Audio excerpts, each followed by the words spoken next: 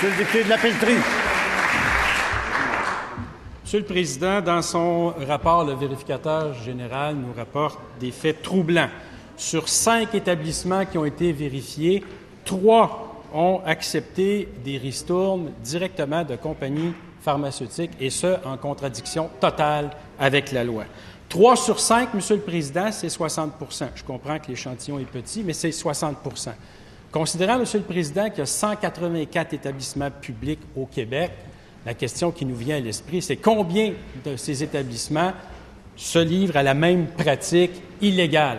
Alors, ma question au ministre de la Santé, elle est très simple. Est-ce que, comme moi, il est préoccupé par cette situation? Je suis sûr que oui.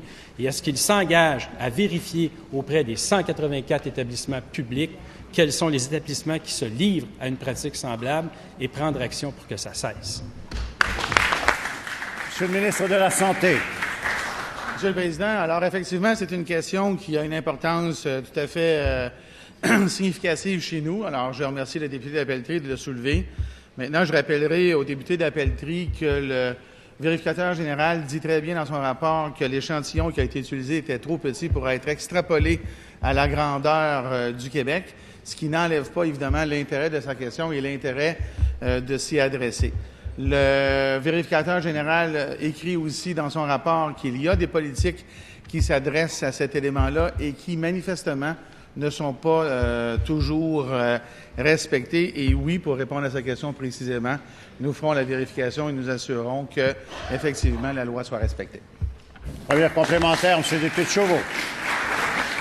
Monsieur le Président, je comprends de la part du ministre, puis on est d'accord, c'est un petit échantillon, mais il y a une sonnette d'alarme qui vient d'être tirée par le vérificateur général. Donc, je comprends qu'il s'engage à faire les vérifications auprès de tous les établissements.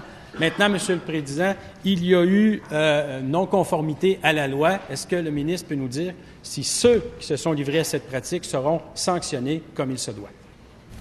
Monsieur le ministre de la Santé.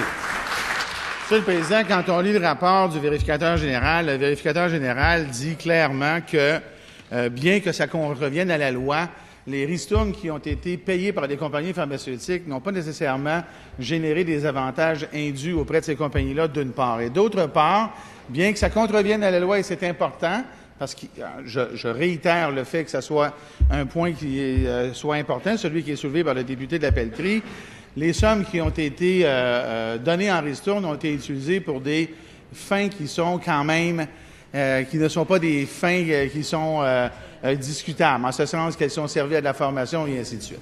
Alors, avant d'aller de l'avant avec des sanctions et ainsi de suite, je pense qu'il faut faire... Deuxième complémentaire, Monsieur le député de Chauveau. Monsieur le Président, je pense que le ministre va être d'accord avec moi. Quand on ne se conforme pas à la loi, il doit y avoir des sanctions. C'est automatique.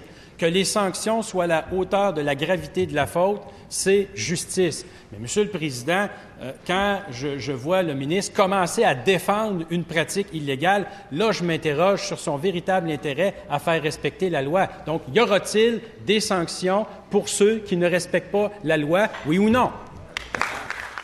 Monsieur le ministre de la Santé. Président, puisque ce matin, nous faisons tous les deux la pratique illégale du droit, on va continuer. Alors, dans le droit, il y a un concept très simple qui s'appelle les circonstances atténuantes. Je suis d'accord avec le député de la Pelletrie que la loi doit être respectée, mais comme le vérificateur général le dit lui-même dans le rapport, les sommes qui ont été retournées aux établissements ont été utilisées quand même dans un certain bon sens, mais je suis d'accord avec lui.